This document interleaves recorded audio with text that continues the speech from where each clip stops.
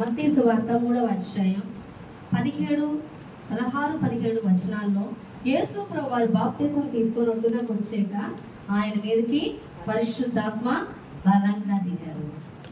అప్పుడు ఆయన ఏం చేశారంట? అపవాది చేత శోధింపబట్టగా అరణ్యమునకు కొనుకోబడెను. పరిశుద్ధాత్మ చేత బాప్తిసం పొందుకున్నాక యేసు ప్రభువు ఎక్కడికి వెళ్ళారు అంటే అరణ్యమునకు కొనుకోబడెను. ఎందుకు కొనిపోబడెను అంటే ఆయన 40 దినములు ఉపవాసం ఉండాడు. ఉపవాసం ఉండి ఎక్కడ గడిపాడు? ఆయన దేవుని సహవాసమునకు గడపడానికి అరణ్యమునకు కొనుకోబడెను. అంటే ఒంటరిగా దేవుని యొక్క సహవాసానికి తాను వెళ్ళిపోవడం జరిగింది. లూజ్ కనెక్షన్ ఏమైనా ఉందంటారా? హల్లెలూయా. ఓకేనా? హల్లెలూయా. అరణ్యమునకు ఒంటరిగా కొనుకోబడ్డాడు. ఎవరితో గడపడానికంటే దేవునితో గడపడానికి. హల్లెలూయా. ఈరోజు చాలా మంది బాప్తిసం పొందుకున్న తర్వాత, పరిశుద్ధాత్మ చేత నింపబడిన తర్వాత దేవుని సహవాసము, తండ్రితో సహవాసము చేయడం మానేసి లోకముతో సహవాసం ఎక్కువ చేస్తున్నారు. దేంతో సహవాసం చేస్తున్నారు? లోకముతో. యేసు ప్రభువారు పరిశుద్ధుడు, తండ్రి యొద్ద నుంచి వచ్చినవాడు అయినప్పటికీ తాను పరిశుద్ధాత్మ చేత నింపబడ్డాక ఎవరి సహవాసములకు వెళ్ళాడు ఆయన అంటే తండ్రి యొక్క సహవాసములోకి వెళ్ళాడు. లోకములోకి వెళ్ళలేదు, లోక మనుషుల్లోకి వెళ్ళలేదు, మనుషులతో సంభాషించడానికి వెళ్ళలేదు, శరీరపరమైన ఆలోచనతో కూడిన మనుషుల యొద్దకు వెళ్ళలేదు. మరి ఎక్కడికి వెళ్ళాడు అంటే అరణ్యమునకు దేవునితో సహవాసము చేయడానికి వెళ్ళాడు. హల్లెలూయా. ఈరోజు మనం పిలువబడింది, ఆయన ప్రాణం పెట్టింది, రక్తం గార్చింది, నేను పరిశుద్ధపరిచింది లోకముతో సహవాసం చేయడానికి కాదు, దేవునితో సహవాసం చేయడానికి. లోకముతో సహవాసం చేయడానికి నీవు ఉన్నటువంటి పాపములోనే ఎంతవరకు ఎలా జీవించావో అలాగే ఉంటే చాలు. నువ్వు ఆయన రక్తం చేత కడగబడన అవసరం లేదు.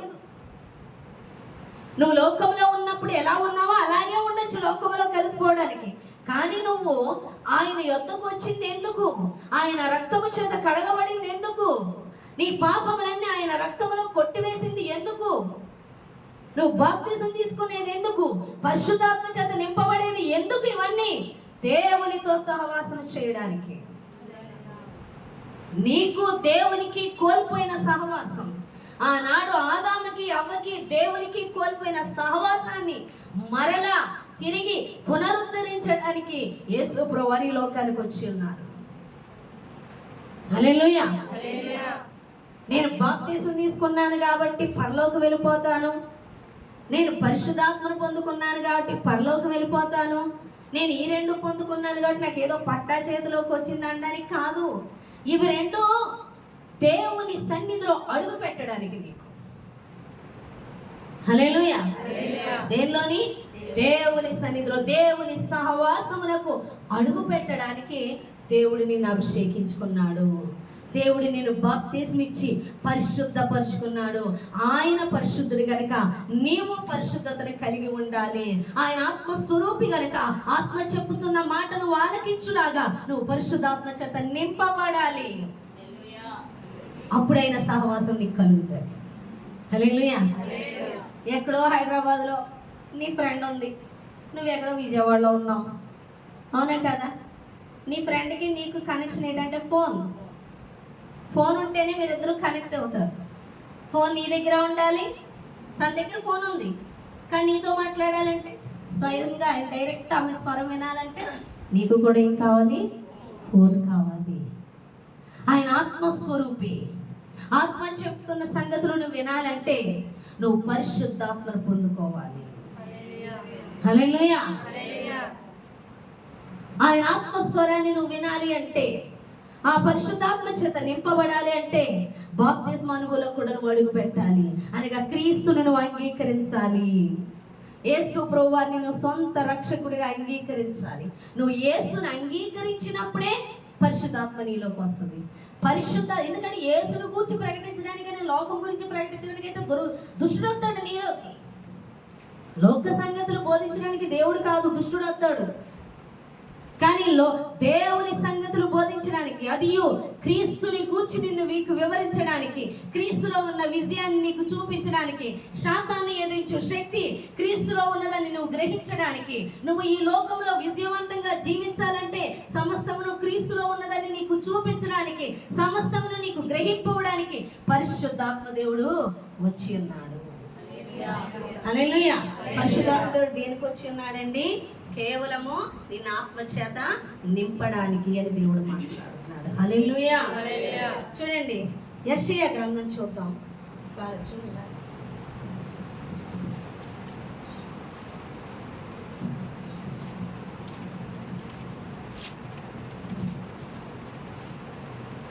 యెషయా గ్రంథం 60వ అధ్యాయం.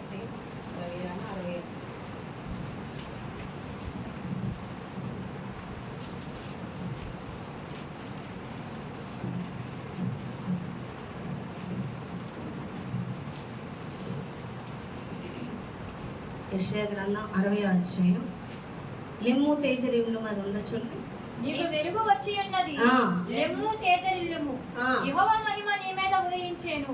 చూడుము, భూమి చీకటికి కమ్ముచున్నది, కటిక చీకటి జనములను కమ్ముచున్నది. యెహోవా నీ మీద ఉదయించుచున్నాడు, ఆయన మహిమ నీ మీద కనబడుచున్నది. చాలమ్మా. హల్లెలూయా. నీకు వెలుగు వచ్చి ఉన్నది, లెమ్ము తేజరిల్లుము, యెహోవా మహిమ నీ మీద ఉదయించెను. చూడుము, భూమిని చీకటి కమ్ముచున్నది, కటిక చీకటి జనములను కమ్ముచున్నది. కానీ యెహోవా నీ మీద ఉదయించున్నాడు, ఆయన మహిమ నీ మీద కనబడుచున్నది. జనములు నీ వెలుగునకు వచ్చెదరు, రాజులు నీ ఉదయ కాంతికి వచ్చెదరు. కన్నులెత్తి చుట్టూ చూడుము, వీరందరూ కూడుకొని నీ వద్దకు వచ్చుచున్నారు. నీ కుమారులు దూరం నుండి వచ్చున్నారు, నీ కుమార్తెలు చంకనెత్తబడి వచ్చున్నారు. నీవు చూచి ప్రకాశించుదువు, నీ గుండె గొంతు ఉప్పొంగును, సముద్ర వ్యాపారం నీ వైపు త్రిప్పబడును, జనముల ఐశ్వర్యము నీ వద్దకు వచ్చెను. హల్లెలూయా. దేవుడు ఏమంటున్నాడు? నీ మీదకి వెలుగు వచ్చి ఉన్నది, లెమ్ము తేజరిల్లుము. భూమిని కటిక చీకటి కమ్ముకుంటుంది, జనములను కమ్ముకుంటుంది. కానీ యేసు యొద్దకు వచ్చి యేసును అంగీకరించిన ఆ యేసు అనే వెలుగు నిన్ను కమ్ముకొనుంది. చీకటిలో ఉన్న జనాంగం ఏడ్చినట్లుగా నువ్వు ఏడవద్దని దేవుడు మాట్లాడుతున్నాడు. చీకటి కమ్ముకున్న వాళ్ళు అంటే దురాత్మల చేత నింపబడిన వాళ్ళు. దుష్టుడు వాళ్ళని ఆవరిస్తాడు. కానీ నువ్వు యేసు యొద్దకు వచ్చావు, నువ్వు యేసుని అంగీకరించావు, నువ్వు యేసుని ప్రేమిస్తున్నావు, నువ్వు యేసు కావాలని కోరుకుంటున్నావు, నువ్వు ఆయన పరలోక రాజ్యము కావాలని కోరుకుంటున్నావు. అప్పుడు యేసు నేనే వెలుగునని మాట్లాడుతున్నాడు. నేను ఈ లోకములకు వెలుగై ఉన్నాను అంటున్నాడు. ఆ వెలుగు నీ మీదకి వచ్చి ఉన్నది. లెమ్ము తేజరిల్లుము అని దేవుడు మాట్లాడుతున్నాడు. నువ్వు మాట్లాడితే ఆ కాంతి ఇతరుల మీద పడుతుంది. ఎందుకంటే వెలుగు అంటే ఆయన మహిమ, ఆయన మహిమే ఆయన వెలుగు. ఆ వెలుగు, ఆ మహిమ ఆయన్ని కలిగి ఉన్న నీవు మహిమతో నింపబడ్డావు. నీ మీద వెలుగు ప్రకాశించి ఉన్నది అనగా నీ మీద మహిమ కమ్ముకొని ఉన్నది. నీ మహిమ యొద్దకి జనములు వస్తారు, నీ మహిమ యొద్దకి జనములు వస్తారు. చీకటిలో ఉన్న వారి వలె ఆలోచించుకో. నువ్వు చీకటిని గూర్చి ఆలోచిస్తున్నావు, శాతాన్ని గూర్చి ఆలోచిస్తున్నావు, పరిస్థితుల గూర్చి ఆలోచిస్తున్నావు, నీకున్న సమస్యల గూర్చి ఆలోచిస్తున్నావు. కానీ దేవుడు అంటున్నాడు, లేని మాట్లాడుతున్నాడు. 38 సంవత్సరాల నుంచి బెతెస్దా కోనేటి దగ్గర పడి ఉన్న వ్యక్తి దగ్గరికి ఎవరు వచ్చారు? యేసు వచ్చాడు. యేసు వచ్చినా నన్ను ఎవరైనా పడేస్తే బాగుండు కోనేటిలో మాట్లాడుతున్నాడు. కానీ యేసు ప్రభువు అంటున్నారు, లే అని మాట్లాడుతున్నాడు. లేచిన వెంటనే తను స్వస్థత పొందుకొని ఉన్నాడు.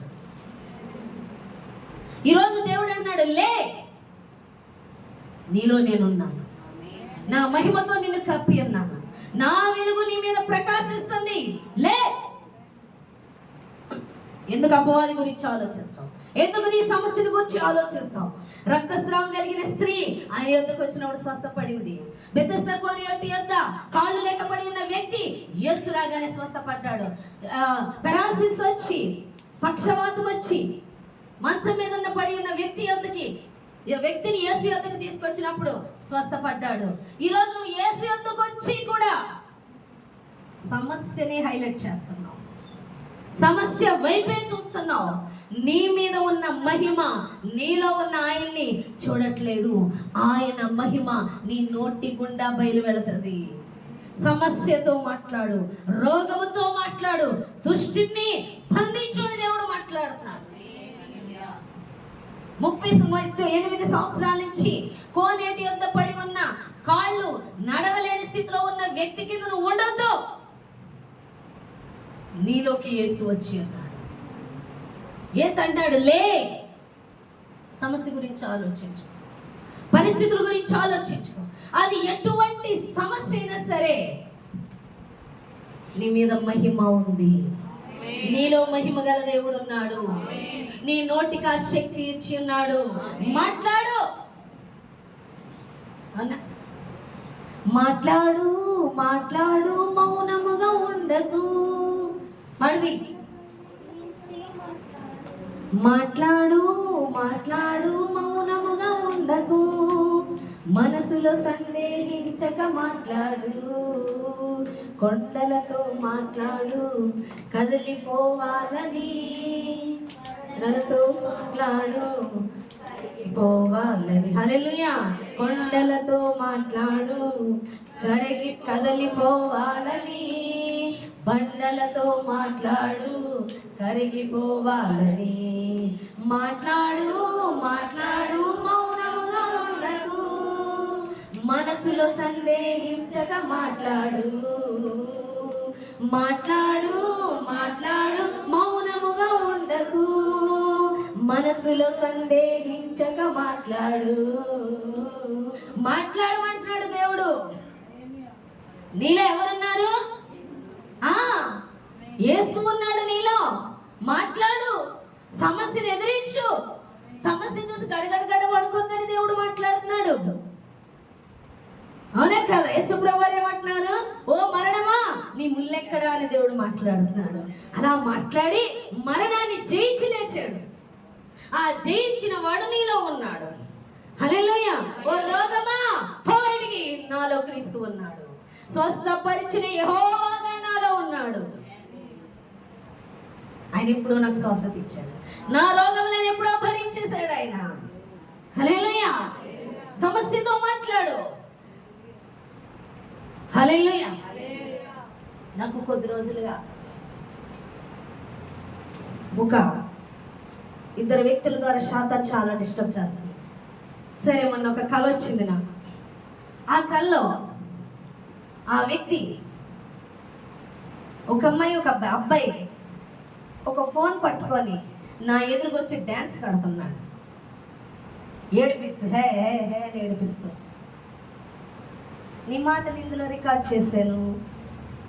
ఏదైనా తిట్టాను అనుకోండి, పౌర వేసినట్టే, బంధించాను నీ మాటలు, నువ్వు ఇలా అన్నావని బంధించాను, నువ్వు ఇలా అన్నావని చెప్తాను, నేను ఇందులో రికార్డ్ చేశాను అన్న వెనకాలే వస్తూ అని కుప్పిగెత్తులేస్తున్నాడు. వచ్చేస్తుంది. వచ్చి జుట్టు పట్టుకొని బరబర కిందకి ఇచ్చిపోయాడు. ఈడ్చుకుపోయి, నేను నిన్ను బంధించాను, నేను ఇది చేశాను అన్న ఫోన్ తీసుకొని నేలకేసుకుంటాను. అది అడ్డంగా పగిలిపోయింది. మళ్ళీ ఆ ఫోన్ తీసుకొని, నువ్వు ఏదో వేషాలు లేక మళ్ళీ ఏదో అడిగి వార్నింగ్ ఇచ్చాను, అది కూడా ఎక్కించాను అంటున్నాడు. మళ్ళీ అది తీసుకొని మళ్ళీ కొట్టాను. పూర్తిగా పగిలిపోయింది. ఇంకోసారి మళ్ళీ చిన్న ఫోన్ ఆర్డర్ తీశారు. చిన్న ఫోన్ ఆర్డర్ తీసి మళ్ళీ దాంతో బెదిరిస్తున్నాడు. అది కూడా వెళ్తుంది లాక్కొని మేడం మెచ్చి కింద పడేశాడు. అది కూడా పగిలిపోయింది. హల్లెలూయా. వాడు అంటున్నాడంట కోపంగా, నేను కేసు పెడతాను, నేను వెళ్ళి చెప్తాను అంటున్నాడంట. నేను అక్కడికి వెళ్ళి నిన్ను నిలబెట్టి నీ విషయం అంతా చెప్తాను అంటున్నాడు. నేనేం పట్టించుకోవాలి, పిలిస్తే వెళ్దాంలే చూసుకొని ఊరుకుంటున్నాను అంటాడు. అలాంటి ఫోన్ చేత కొట్టేసరిగా మరి నేను అదేదో చెప్తాడు, చెప్పని అనుకో. ఉతికి ఒక ఆయన వచ్చాడంట మా ఇంటికి. ఎలా ఉన్నాడు? 50 వస్తాడు ఉంటాయి, ఒక 35-40 లోపు ఉంటాయి అతనికి. వచ్చాడు ఆయన, అంటున్నాడంట కూర్చొని మాట్లాడుతున్నాడంట. వస్తారు, ఇలా కూర్చుంటారు, అలా మాట్లాడతారంటే నేనంట ఇవన్నీ కొట్టేసాక ఒక వ్యక్తి ఉన్నాడంట. ఇవన్నీ చూస్తూ అబ్జర్వ్ చేస్తున్నాడంట. అతను నాకు కింద కనిపించాడు. చెప్పమ్మా అన్నాడు పెద్ద ఇలా. అదే అండి చూస్తున్నారు కదా వాళ్ళు ఎన్ని అబద్ధాలు, ఇంకా నన్ను చాలా డిస్టర్బ్ చేయడానికి వచ్చారంటే. చూసానమ్మా, రేపు సాక్ష్యానికి నేనే వస్తున్నాను అక్కడికి. అవునా, ఏమని చెప్తారంటే నేను అబద్ధమే చెప్తాను అంటున్నాను. ఆడతరిపి అబద్ధాలు చెప్తాడంట నా మీద అబద్ధంగా. నేను ఇంకేం మాట్లాడలేదు, మౌనంగా ఉన్నా. ఇంకో స్త్రీ వచ్చి నీ పట్ల చాలా అన్యాయం జరుగుతుంది, ఒక ఆమె దగ్గరికి వెళ్దాం, ఆమె అయితే బాగా రికమెండ్ చేస్తుంది. వాళ్ళు కూడా దేవుని బిడ్డలు కాదు, అది కూడా శాతాన్ని ప్రలోభ పెట్టడం. నేను పైకి వస్తానంట. ఈలోగా ఒక యవనస్తుడు వచ్చాడు. ఆయన అంటున్నాడంట, కూర్చుంటారు, వస్తారు, ఇలా చెప్తారు, అలా చెప్తారంటే అప్పుడు నేను ఇలా చెప్తాను, అలా చెప్తాను, కానీ అది చాలా అన్యాయంగా, అసలు వాడు ఊసి లేకపోయినా వాడు చాలా డిస్టర్బ్ చేస్తున్నారు అని అంటుంటే ఆయన అంటున్నారు. వాళ్ళు అంటున్నారు, ఒక ఆయన వచ్చి అబద్ధమే చెప్తానని డైరెక్ట్ చెప్తున్నాడు, నేను అబద్ధమే చెప్తానంటున్నాడంటే ఆయన స్థిమితంగా అంటున్నాడు, చెప్తే ఏం జరుగుతుంది? నేను అక్కడ కూర్చోనేది నేనే కాను, మీరా అన్న, నేనే. అంటే మీరందరూ తీసుకొచ్చి మీ ముందే పెడతారా? నా ముందే నేనే కూర్చుంటాను. మీరేనా? అయితే ఫోన్ చేసి వాళ్ళకి వార్నింగ్ ఇవ్వండి, నన్ను చాలా డిస్టర్బ్ చేస్తున్నాడు అంటే. ఇస్తాను అని ఫోన్ చేస్తున్నారు. నేను ఉదయం లేసి అనుకున్నా, ఏంటి ప్రభు ఈ కళ, ఎందుకు వచ్చింది కళ అంటే, శాతాన్ని ఏం చేస్తుందంట, నా మీద అబద్ధపు మాటలు అల్లుతుందంట. నేను బాధపడిపోతున్నా. దేవుడు అంటున్నాడు, ఆడని ఏం చేస్తాయి? అక్కడ కూర్చునేది ఎవరండి? తీర్పు దినాన కూర్చునేది ఎవరు? సింహాసనం మీద కూర్చునేది ఎవరు? మన దేవుడు. ఆయన అంటున్నాడు, ఎవరు వచ్చి తీర్చగలరు నీ మీద తీర్పు? ఎవరు వచ్చి చెప్తారు నీ మీద అబద్ధాలు? అక్కడ కూర్చునేది నేనే. పోలీస్ స్టేషన్ కాదండి అది. శాతాన్ని ఎప్పుడు కూడా ఫిర్యాదులు చేస్తుంది, నిందలు మోపుతుంటది. నువ్వు ఇలాగన్నావు కదా, నువ్వు ఇలా చేసావు కదా, నువ్వు కడగబడిన తర్వాత, నువ్వు క్రీస్తుని అంగీకరించిన తర్వాత, నువ్వు నీతిమంతురాలు అయిన తర్వాత, నువ్వు ఇది, నువ్వు అది అని నేను నిన్ను నిందిస్తూ, నిన్ను ఇలా చూపిస్తా, నిన్ను అలా బంధిస్తా అని నేను భయపెడుతూ, కృంగదీస్తూ, నలిపేస్తూ ఉంటే దేవుడు అంటాడు, ఎవరి దగ్గర తీర్పు తీరుస్తుంది? ఎక్కడికి వస్తుంది? ఎవరి మీద నిందలు మోపుతుంది? ఆ సింహాసనం మీద కూర్చునే జడ్జి ఎవరండి? మన యేసయ్య. హల్లెలూయా. వాడు అబద్ధాలు చెప్తే నమ్మడానికి అక్కడ కూర్చుంది మన యేసయ్య. అదే అంటున్నాడు నాతోని, ఏం మోపుతారు? నేనే అక్కడ కూర్చునేది అని దేవుడు మాట్లాడుతున్నాడు. హల్లెలూయా. మన యేసయ్య అక్కడ కూర్చుంటున్నాడు. శాతాన్ని ఏం చేస్తుంది? పిగంతులు వేస్తుంది అన్నమాట. నేనేం చేశాను, జుట్టు పట్టుకొని నేలకి ఇచ్చిపోయి ఫోన్ ఇసిరి కొట్టాను. శాతాన్ని ముందు అలాగే గంతులు వేస్తుంది, విసిగిస్తుంది, కోపం తెప్పిస్తుంది, భయాన్ని కలిగిస్తుంది, నేరారోపణ చేస్తుంది. ఈ సమస్య నుంచి నువ్వు బయటికి రాలేవని, నీ బతుకి ఇంతేనని, నీ జీవితం మారదని, నువ్వు పెద్ద వేస్ట్ అని నిన్న అనకపోతే ఎవరన్నా అంటది?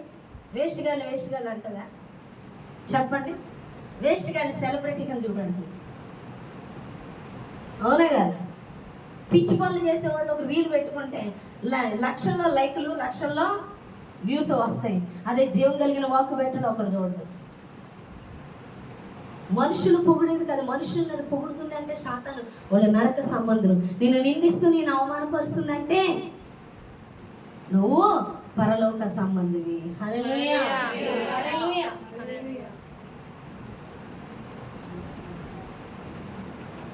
హల్లెలూయా. కాబట్టి ఎవరి నిందలకు నువ్వు భయపడక్కర్లొద్దు. ఎన్ని మాటలు చెప్తాను, నీ ఫ్యూచర్ గురించి ఆలోచన చేస్తానికి ఎవరు లేరు, నీ దగ్గర ఏమీ లేదు. అవునా కాదా? మొన్న ఆయన బుక్ చదువుతుంటే ఆయన చెప్తున్న మాట, ఒక వ్యక్తి మామూలుగా వస్తే ఒక్కడు కూడా లేచి నిలబడ్డా. అదే ధనవంతుడైతే, వాడి దగ్గర ధనం ఉంటే ఆ ధనమును బట్టి ప్రతి ఒక్కడు లేస్తాడు. అవునా కాదు? పనులు కూడా నీకు చేస్తారు, నేను గౌరవిస్తారు, ఏది కావాలనుకున్నా నీ దగ్గరికి వచ్చేస్తుంది. అప్పుడు నీ మైండ్లో వెళ్ళేది ఏంటి? నీ మైండ్లో ఏంటి? ధనము.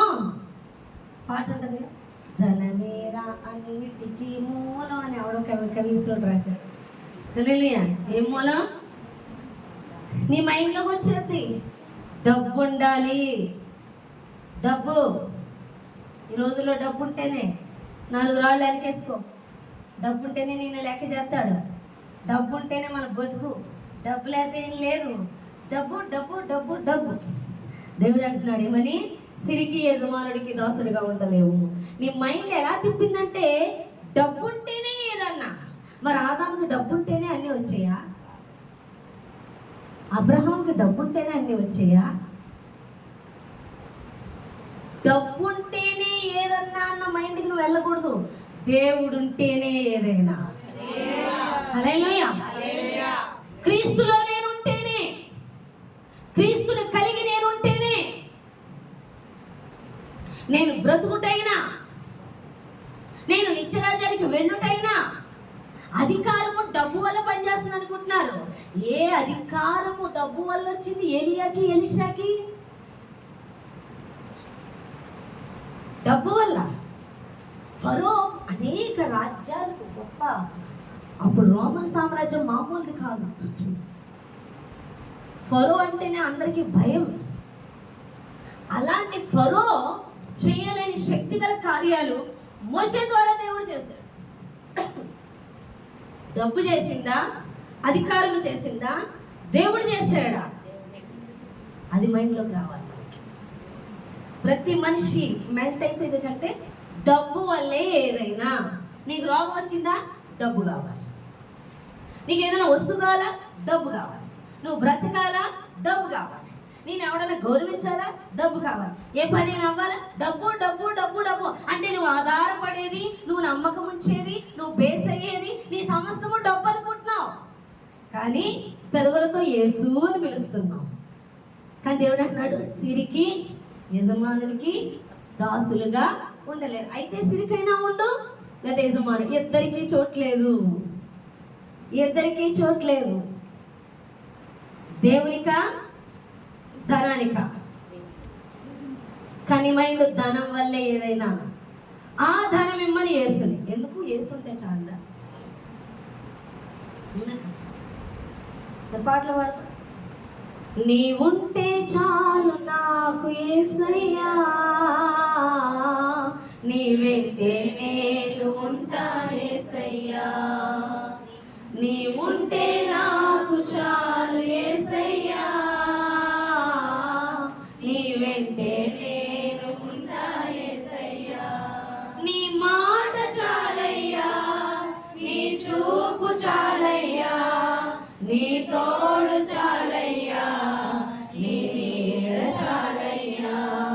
నీ మాట చాలయ్యా, నీ చూపు చాలయ్యా, నీ తోడు చాలయ్యా, నీ నీడ చాలయ్యా. నీ ఉంటే నాకు చాలు యేసయ్యా, నీ వెంటే నేను ఉంటానేసయ్యా. బ్రతుకునా పగిలినా కడలి పాలైనను, కడలి ముంచి వేసిన ఆశలు అనగారినా. బ్రతుకునా పగిలినా కడలి పాలైనను, అలను ముంచి వేసిన ఆశలు అనగారినా. నీ మాట చాలయ్యా, మన జీవితంలో అది నిజమా? బ్రతుకు నాగ పగిలిపోతే అంటే జీవితము నాశనం అయిపోతే. నీ మాట చాలు ప్రభువా అంటావా? ఏం చేశాడు దేవుడు? మా బతుకులు ఇలా చేసేసాడు అనే డైలాగ్. సరే పాట పాడతాడు, కళ్ళు మూసుకొని ఊగిపోతూ పాడతాం. హల్లెలూయా. కానీ నిజంగా బ్రతుకున్నావా పగిలినా నీ మాట చాలయ్య అంటే నీ మాటలో శక్తి ఉంది. ఎండిపోయినా మూడు బారిన జీవితాన్ని చిగురింపజేసేయగలడు ఆ మాట వల్ల. నావ పగిలిపోయినా, నువ్వు అట్టడుగు స్థాయికి వెళ్ళిపోయినా, రూపాయి నీ చేతిలో లేకపోయినా, సమస్తాన్ని కోల్పోయినా మరలా నిన్ను లేవనెత్తగలడు. హల్లెలూయా.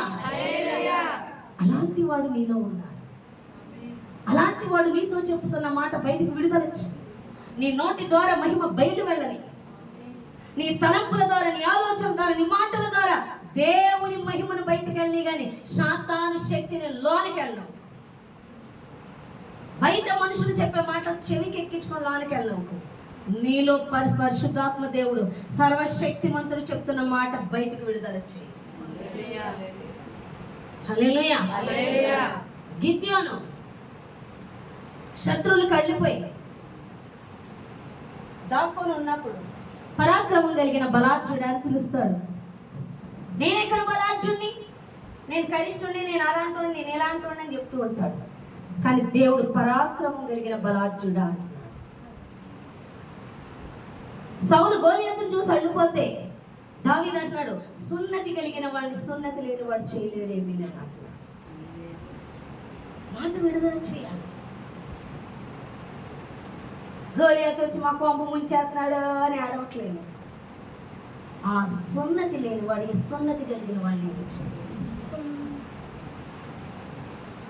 అంత ఈజీగా మాట్లాడతాము. అందుకే దివారాత్రులు దావీదు వారి వాక్యాన్ని ధ్యానించాలి. హల్లెలూయా. వాక్యాన్ని ధ్యానించాలి, వాక్యముతో ఉండాలి. మనుషులతో ఎక్కువ మాట్లాడడం కాదు, సమయాన్ని మనుషులతో కాదు, టీవీలతో కాదు, సంఘటనలతో కాదు, ముచ్చట్లతో కాదు, వాక్యముతో గడపాలి. ఎక్కువ సమయం వాక్యముతో గడపాలి. ఎక్కువ సమయం పని చేసుకుంటూ తక్కువ సమయంలో వాక్యం చదివినా నువ్వు పని చేసుకున్న కష్టార్జితం అంతా వృధా. కానీ ఎక్కువ సమయం వాక్యం చదువు, నువ్వు తక్కువ సమయం పని చేసుకున్నా నీకు కలిగినది కొంచెమైనా పట్టబడుతుంది, అందులో సమృద్ధి కనపడుతుంది. నువ్వు విస్తారంగా పనిచేసిన దేవుని వాక్యము నీలో లేనప్పుడు, వాక్యముతో నువ్వు గడిపినప్పుడు శాతాను దొంగిలించడానికి వస్తూ ఉంటుంది నీ దగ్గరికి. నిన్ను కృంగుదలతో దొంగిలించేస్తుంది నీ ఆశీర్వాదాన్ని, మాటలతో దొంగిలించేస్తుంది, పరిస్థితులతో నువ్వు ఎంత సంపాదించుకోనంత ఎందుకు క్షణకాలంలో దొంగిలించేస్తుంది. ఒక్క మాట చాలు అది నేను పడగొట్టడానికి.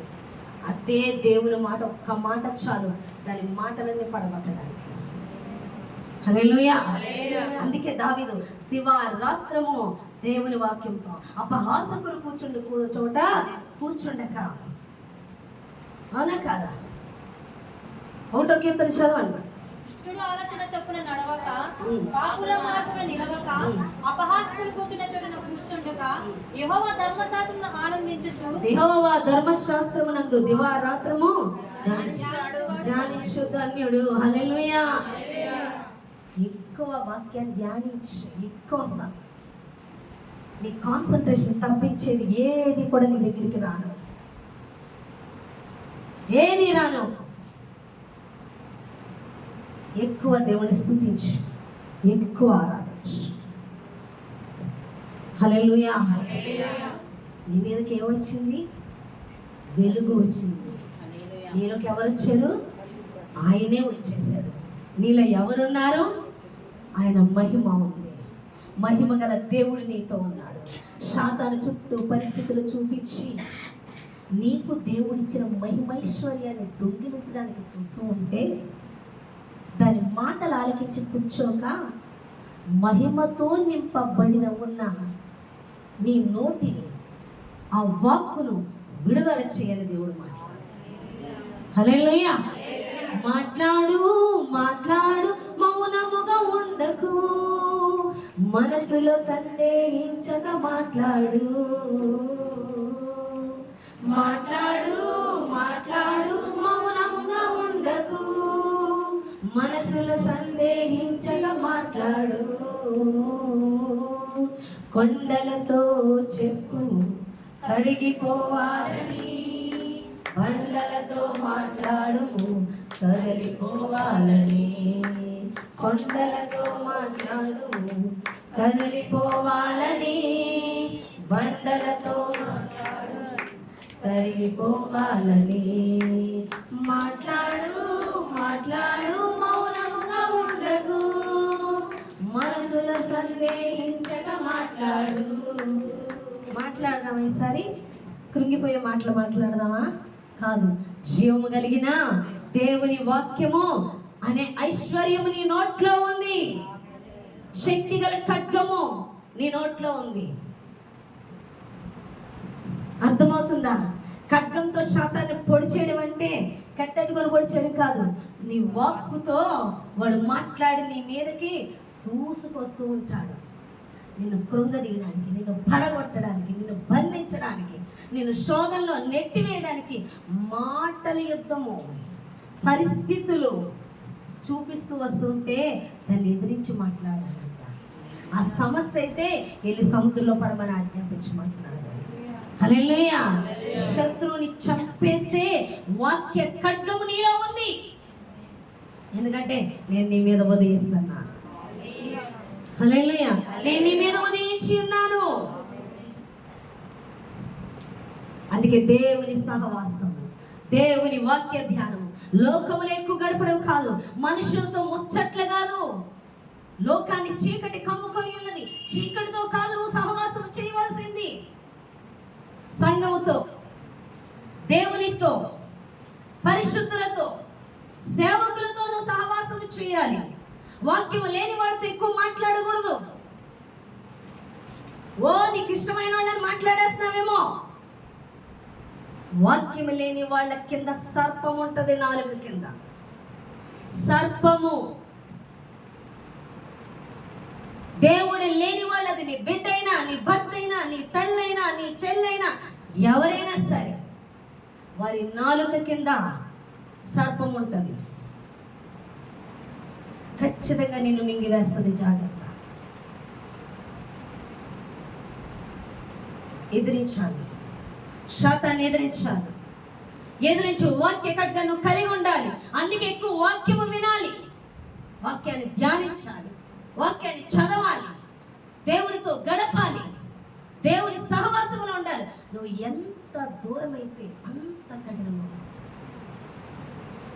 తెలుసా మీకు వాక్యం ఎలాంటిదో తెలుసా?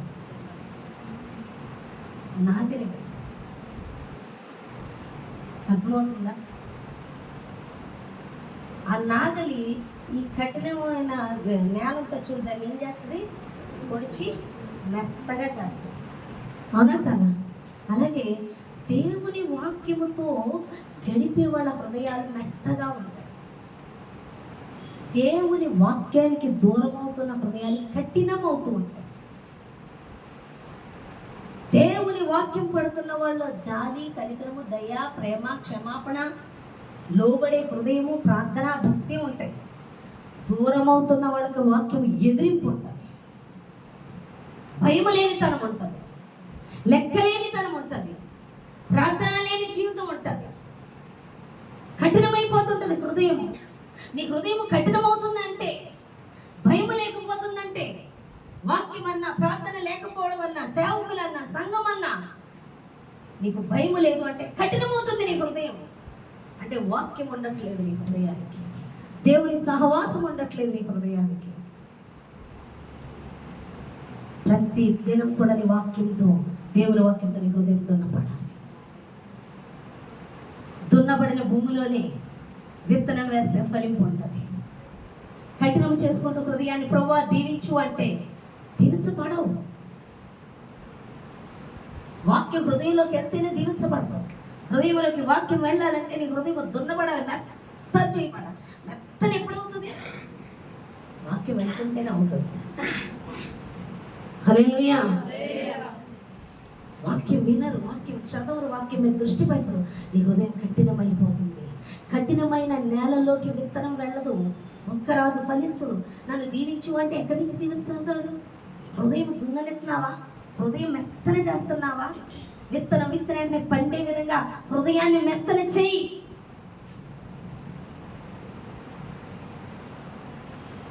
వాక్యమని హృదయంలో నింపు, ఫలిస్తావు. వాక్యం అనేది కట్టడం ద్వారా దుష్టుని ఎదిరించి మాట్లాడు. పైకి సమస్యతో మాట్లాడు, రోగముతో మాట్లాడు, పరిస్థితులతో మాట్లాడు, ఎదిరించు. ఎందుకంటే నీ మీద ఈ దినమున వెలుగు వచ్చి ఉన్నది. దేవుని ఆత్మ నీ మీద ఉన్నది. దేవుని శక్తి నిన్ను కమ్ముకొని ఉన్నది. అపవాదిని పూర్తిగా ఎదిరించగలిగే శక్తి నిన్ను కమ్ముకొని ఉన్నదని దేవుడు మాట్లాడుతున్నాడు. మరలా భయపట్టకు. నువ్వు దాస్యపాత్మను పొందలేదు, నువ్వు దత్తపుత్రాత్మను పొంది ఉన్నావు. నువ్వు అభిషేకించబడ్డావు. నీవు నాతో నింపబడ్డావు. నా వెలుగు నీ మీద ఉదయించున్నది. లే, కృంగిపోకు, భయపడకు, వేదన చెందకు. నేనే ఒంటరి దాన్ని, పనికి మాలని, వేషధానానికి అని నీకు నువ్వే చెప్పుకుంటున్నావు. అంటే దుష్టునికి నువ్వే నోరిస్తున్నావు. నువ్వు ప్రత్యేకమైన దాన్ని, నువ్వు ఎన్నిక చేయబడ్డదాన్ని, నువ్వు గర్భంలో రూపింపబడకముందే ఏర్పరచుకున్నదాన్ని, ఆయన ముందు స్థలముగా నువ్వు కోరుకున్నదాన్ని, ఆయన వాడుకొని పాత్రగా నువ్వు కోరుకున్నదానివి. ఆయన నిన్ను నింపడమే కాదు, నీ ద్వారా అనేకులను నింపాలని ఆశ కలిగి వెతికిన పాత్రవే. అందుకే నువ్వు ఇక్కడికి వచ్చిన్నావు. నువ్వు ప్రత్యేకమైన దాని అని తెలియనివ్వకుండా శాతాను నువ్వు పనికిమాల దాని అని చెప్తూ ఉంటుంది.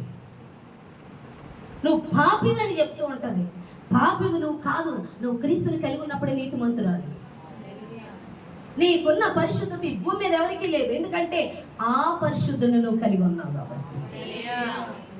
హల్లెలూయా. నీకున్న ధనం ఈ లోకంలో ఉన్న వాళ్ళకి ఎవరికి లేదు. అలాంటి ధనవంతుడు నువ్వు కలిగి ఉన్నావు. అంత గొప్ప దేవుని కలిగి ఉన్నావు. కాదు నీకు కృంగిపోకు. లేని మాట్లాడుతున్నాడు.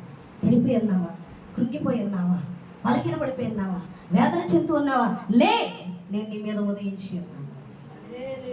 జనములు నీ వెలుగు వద్దకు వస్తారు. చీకటి జనములను లోకాన్ని కమ్ముకొని ఉంది, కానీ నేను మాత్రం నిన్ను వెలుగుతో నింపి ఉన్నానని దేవుడు మాట్లాడు. కాబట్టి ప్రిమిట్లారా, కృంగిపోతున్నారా? వద్దు. దేవుడు లేవమంటున్నాడు. నీలో ఉన్న వెలుగు చీకటిని పారద్రోల్లాగా విడుదల చేయి వాక్కుని, విడుదల చేయి వాక్కుని అని దేవుడు మాట్లాడుతున్నాడు. హల్లెలూయా, హల్లెలూయా. కొండలతో చెప్పు,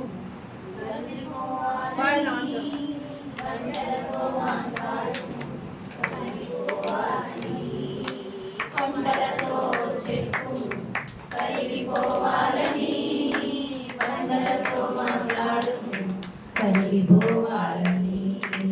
నాలుక నిలవలనైతే సమస్తం సాధ్యమే, సమస్తం సాధ్యమే. మాట్లాడు, మాట్లాడు, మౌనముగా ఉండకు, మనసులో సందేహించక మాట్లాడు. మాట్లాడు, మాట్లాడు, మౌనముగా ఉండకు, మనసులో సందేహించక మాట్లాడు. కొండలతో చెప్పు కదిలిపోవాలని, బండలతో మాట్లాడు కదిలిపోవాలని. కొండలతో చెప్పు కదిలిపోవాలని, బండలతో మాట్లాడు కదిలిపోవాలని. హల్లెలూయా. స్తోత్రం.